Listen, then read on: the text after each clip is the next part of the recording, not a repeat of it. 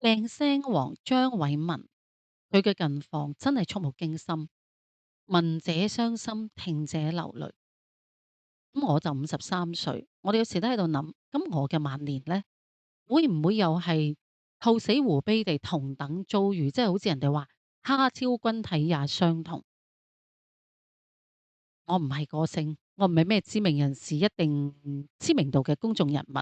肯定我哋嘅慘狀，即係我將來如果係嘅話，我哋嘅慘狀未必會引起人哋嘅全城熱議或者投以一定嘅關注度。即係話其實張偉文嘅狀況，只不過係冰山一角，個冰山喺上邊俾你見到就係咁多，底下可能真係數之不盡。就好似早幾年嘅電影《白日之下》，周哥嗰個遭遇，喺佢地嗰度打翻啲飯上個碟，都要逼佢食，唔食就冇得食。我唔知其實政府有冇正視到呢個香港社會已經係唔好講話香港社會，係全球，特別係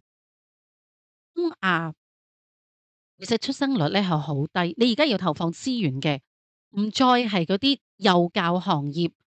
或者係教育嘅行業。即係當然都要投入，但係你更加應該要加以雙倍關注、投放關注、關愛嘅資源嘅，應該就係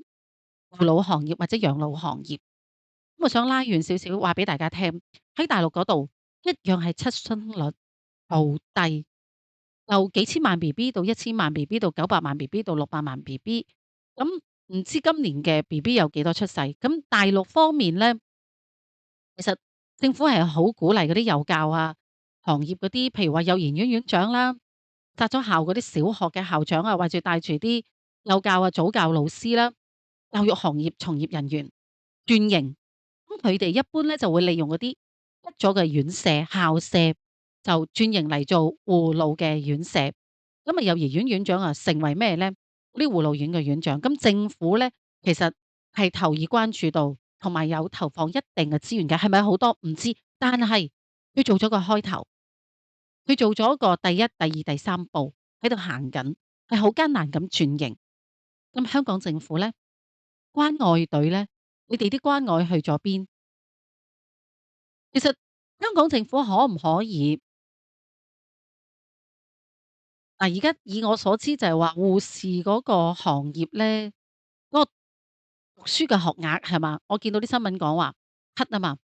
咁你 cut 咗之後啲資源，你好唔好成立一個專項基金或者係專門嘅部門，就係俾啲香港人可以老咗之後都有啲尊嚴，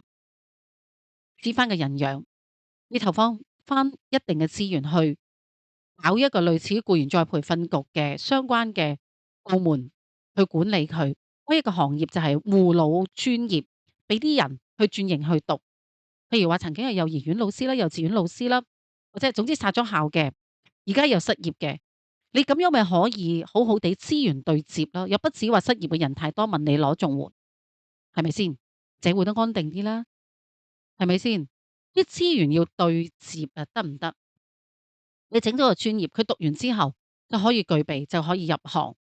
咁你每個月係咪應該投放翻啲多啲資源落嗰個護老嘅院舍？譬如話請多啲人手，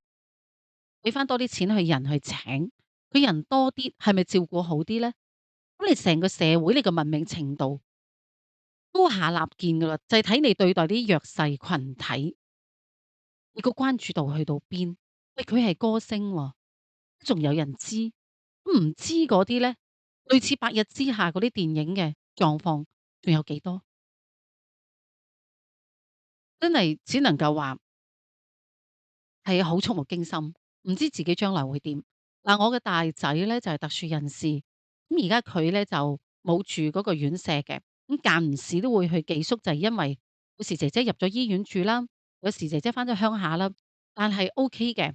即係佢哋啲特殊院舍咧，可能係因為政府啊，政府嘅規管啊，政府嘅出資啊津貼，所以監管得好好。咁而家就重點，你係咪應該放喺啲私營院舍，又係政府俾錢去買嗰啲，你點樣去做到好監管得好啲？而你有關愛隊，你發揮你嘅職能，發揮你嘅職能。你多啲關愛啦，你當係監管又好，你將個監管權俾咗佢哋，透明度高啲，每個月一次又好，點樣去探訪啲老人家，監管下啲院舍，睇下佢啲 report 點寫，嗰啲錢點用，佢究竟有冇請到相關嘅足夠嘅人去照顧呢班香港嘅老人家？畢竟佢哋年輕嘅時候都有交過稅啊，佢哋唔係話一班大食懶，佢哋唔係社會嘅什麼多餘嘅人啊、包袱啊，或者社會嘅渣滓啊，唔係㗎，每一個人都會老㗎。你好嘅話，你就住啲好啲嘅院舍，係咪先？但係冇人知你老咗肯定會有病。正如呢個明星張偉文，佢曾經咧喺香港有物業，賣咗個物業翻深圳住，都係冇辦法，到最後都係周身病痛，翻咗嚟香港，而家就咁樣。